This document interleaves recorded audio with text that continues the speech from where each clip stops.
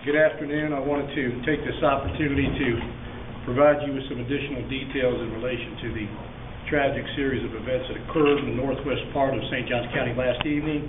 I think you've been provided with our most recent press release. Let me begin by saying, of course, that this has been a difficult case for the family that's surviving family members, of course. Difficult case for the neighborhood, difficult case for our school system where two of these young men attended school, and a difficult case, of course, for the law enforcement personnel that had to respond to it. We do appreciate the information that was provided to the public last night through the media, and today we want to give you some additional information. Most of you know the details. We responded last night to this scene after some members of the family went by the residence at 504 Loveland Place to check on the family members. That's kind of a routine that the grandparents of the two children and the parents of the woman, the deceased folks, kind of a routine for these people to go by and check on their family once a day. They went by and, of course, they discovered the tragedy. They called us, law enforcement, uniformed law enforcement responded immediately. We were actually there within a few moments. Once they assessed the scene, of course, they called for investigators and our crime scene people to come to the scene, and they did process the scene. Today, of course, the medical examiner has completed autopsies on the mother and the two children. Obviously, I think you've gotten the press release. They were killed by gunshot wounds, and the preliminary findings by the medical examiner and by our investigators is that it is a double murder suicide involving the mother, of course, and these two children ages 7 and 8. We've been in constant contact with the school, Julington Creek Elementary, and our school board, and of course they're dealing with the children that are there that knew these children and providing them with the counseling that they need. We still have some investigative items, of course, that we're pursuing. We did locate the father of the two children last night in the state of Ohio, and he was notified of the death of his two children last night.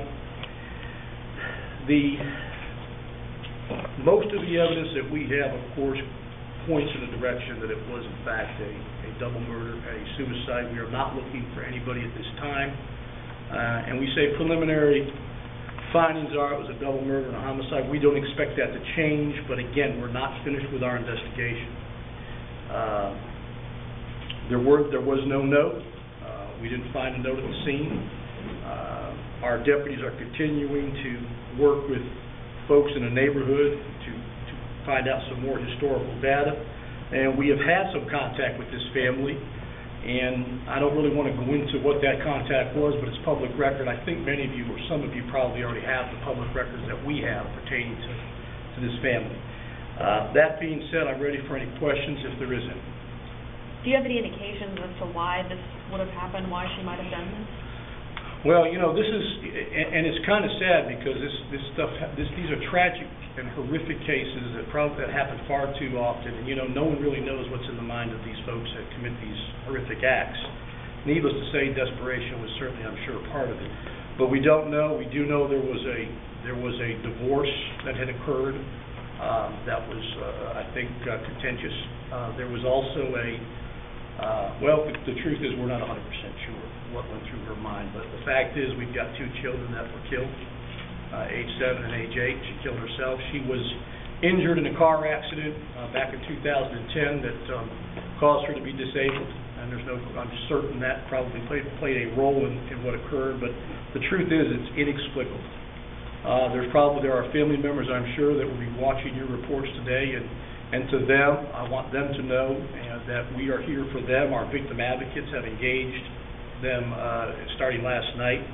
Very difficult. I got to speak to the grandparents, or the parents, if you will, of Donna last night, and you can just imagine how they're trying to process what occurred yesterday.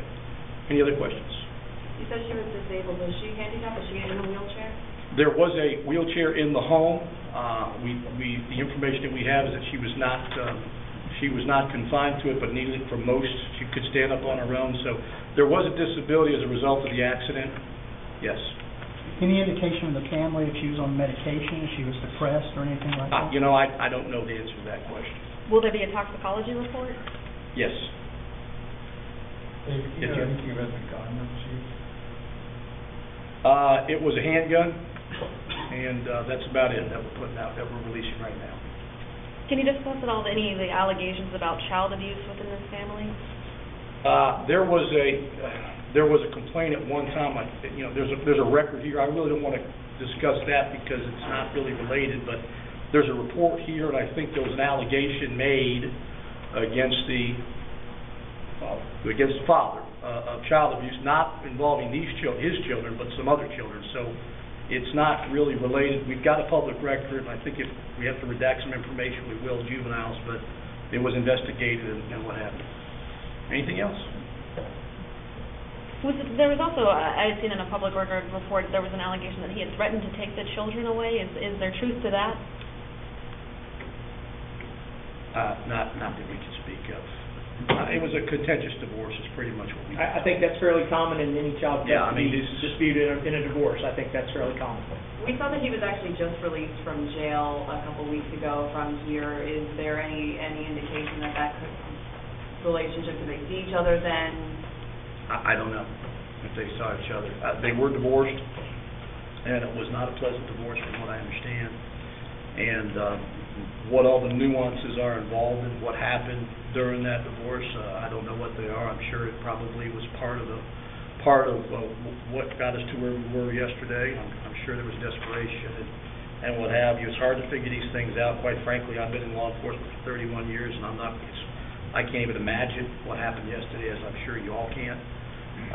The key now is to deal with the family, the surviving family members, the neighbors, the school children that are involved, and the deputies that were involved. And how closely were her parents involved in taking care of these children at this time? I don't know all the details of that. I did talk to the parents at the scene, and they were a part of her life quite frequently. I mean, I think they were at her house every day, and I mean, there was a very robust relationship there, it seems. And there are reports that an extended family member found the woman and her 2 children in her home. Can you tell us, was it a grandmother, grandfather, The grandparents. Grandparents? Did the family indicate any bizarre behavior or anything she might have said recently or anything that would indicate her state of mind? Not that we know of. And again, one thing I do want to, and this hasn't even been 24 hours yet. So, we're trying to, and one of the reasons we're talking today is we want to make sure the community knows that we're not looking for anybody at this point. And that's really our primary purpose. But there's a lot of loose ends to tie up. There's a lot of questions that need to be answered, quite frankly. So we're still going on. We've got the investigators here today, some of the supervisors, and I don't think they've stopped since yesterday at 4:30. So there should be some additional information come out. You've got some public records, I think, that we've had, and like I said, we'll see what develops in the next few days. Anything else? Any other questions? Obviously a difficult investigation for your people, I'm sure. Yeah, it is. It's a difficult investigation. We've realized, too, that the residual effect of these types of calls on law enforcement, because we're not impervious to what the general public is, that there is a residual effect. That's why we provide our folks with counseling, and we make sure they're doing okay. I mean, how many of these type of cases you have to see before you realize that? So we've got them taken care of. Could you indicate exactly where the bodies were found and what? I don't really want to get into those details. I mean, again, part of it is, quite frankly, there's some extended family members here, so I really don't want to get into too many details on the interior of that home. Needless to say, it's horrific, and it's some terrible images, but I don't want to get into that. Okay. Thank you very much. I appreciate any other questions.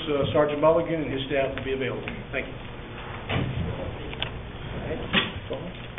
you.